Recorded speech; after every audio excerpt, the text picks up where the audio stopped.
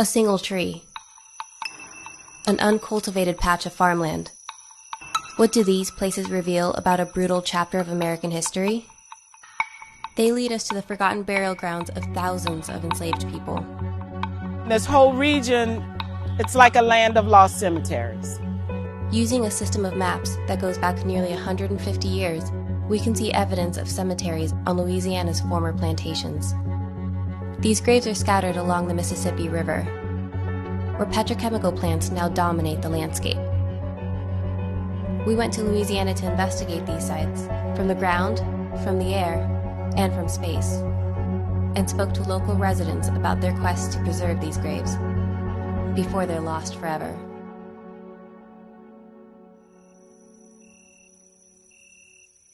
On a plantation, this was your freedom. You didn't get freedom until you were dead, in your grave.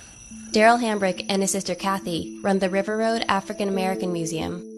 They learned about the region's lost cemeteries through their work as historians and funeral directors and have been identifying them for the past 30 years.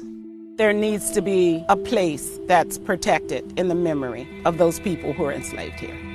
These families' lives were bound to this land because of plantations. They were brought here to work these plantations and remain here and die here and be buried here. It's easy to identify a cemetery that has headstones, but enslaved people used whatever materials were at hand. Sometimes they would mark it with a tree. There would be very few markings, maybe a wooden cross. This is part of the reason they're so hard to find. Trees become a part of the landscape over time. Wood crosses decompose. When something is invisible or somewhat imperceptible, it's easy to claim that it doesn't exist. Imani Jacqueline Brown is a researcher with Forensic Architecture, a London-based group that applies visual and spatial investigative techniques to issues ranging from wars to climate change. I grew up in Louisiana and worked as an environmental activist and as a fossil fuel accountability activist for many years. And when I thought about what lay beneath the ground, I mostly thought about pipelines. I never thought about the graves of historically enslaved people, some of whom are very likely to be my ancestors. Using layers of maps, Forensic Architecture has created a kind of time machine to help find these unmarked burial grounds. By toggling these layers on and off, we can travel through this sort of wormhole. Here's how it works. Look at these maps from 1878. They were created for the U.S. Coast Survey to aid in navigation up and down the river. But look closer, and you can see other important clues about what the land was used for at that time. Some of the symbols are abstract, but some are very clear, like this pair of crosses. So a cross indicates the presence of a cemetery. From there, we jump for a period of about 65 years to the first aerial photography. In 1940, the U.S. Department of Agriculture took a series of aerial photographs of this region. In the same spot we saw the crosses, we now see a clump of trees. Researchers call this an anomaly. An anomaly is a topographical feature that seems out of place in a landscape. It can be an uncultivated patch of land. It could be a grove of trees. As we move forward in time, we can see that the grove of trees gets smaller, but the anomaly persists. When we look at a contemporary satellite image, we see a single tree standing alone amidst a sea of sugarcane. And we recognize that this is a site that should be investigated as a potential cemetery. Forensic Architecture has located more than 1,000 anomalies in the 1940 aerial imagery, but many have since disappeared. Only 329 can still be seen today. Ultimately, if a patch of land is uncultivated, there's a reason for it. To most people, and I guess even to us, they look just like fields. Don Hunter is an archaeologist who has been working in the region for decades. He's used these maps to identify cemeteries on industrial expansion projects. There's a cemetery right there in front of you. You gotta look hard. His previous work inspired Forensic Architecture to develop this mapping system for a larger area along the Mississippi River. There are thousands of these things out there, potentially. Unless steps are made to put more effort into identifying these sites and protecting them, we'll continue to lose them. The only way to fully confirm the anomalies is to do an archaeological dig. The biggest obstacle to doing this type of research, first of all, is money. It costs money to go out and dig holes in the ground. Nobody wants a cemetery in their backyard for various reasons. Louisiana's laws state that any known cemetery must be cordoned off and protected, but these laws didn't exist when petrochemical companies first started buying up plantations. They start buying up the property because they need access to the river, just as the plantations did.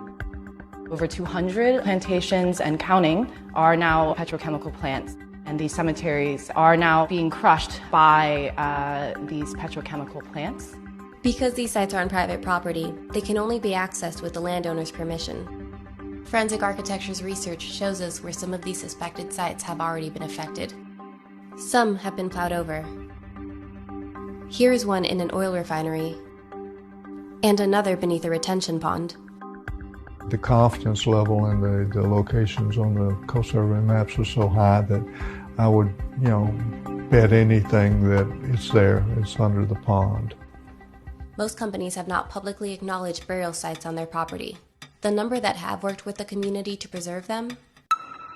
1. It's been 25 years of trying to contact Texaco and Star Enterprise and Motiva and Shell. I would get no response.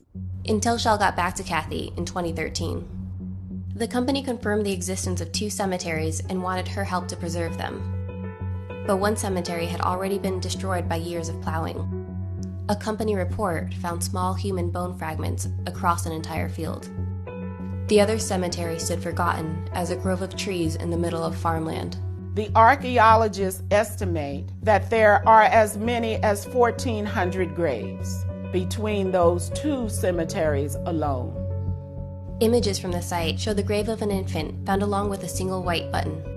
Archaeologists believe it may have been placed on top of the coffin at the time of burial.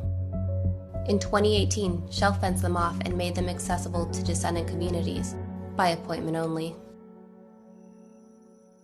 How companies choose to preserve cemeteries found on their property has been at the center of a battle against a new 2,400-acre plastic facility in St. James Parish. Here, where you see that partial fence that's going around the grave site, that's Buena Vista grave site, the site with our ancestors in that ground right over there. And we are not allowed to go on that property. Sharon Levine, a local activist, has been leading the fight against Formosa Plastics, which wants to build an ethylene cracking complex 2 miles from her home. Formosa has identified and investigated 2 potential cemeteries. They found human remains at one and fenced it off. Another possible site, identified by various researchers, hasn't been looked at. The company says it will always be respectful of the burial remains discovered on the property. But it's not only the burial site Sharon is worried about.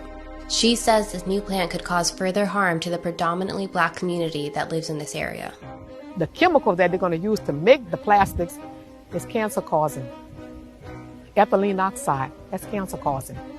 Benzene, formaldehyde, that's cancer-causing. The Environmental Protection Agency has highlighted how communities of color are disproportionately affected by high pollution levels. According to the EPA, long-term cancer risk in St. James Parish, where Sharon lives, is 3 times higher than the national average. Racism and structural racism is a largely invisible force that pervades our society. During the antebellum era, sugarcane was notorious for being the most dangerous crop to cultivate. Today, these Freetown communities are at the fence line of some of the nation's most polluting petrochemical facilities. Now the landscape is Black community, chemical plant, sugarcane field, Black community, chemical plant. It makes me very sad, but I want to preserve what's left. Remember this tree? It marks a cemetery at the former Point Homas plantation. Enslaved people could be buried here. Today, it's for sale as part of a future industrial site.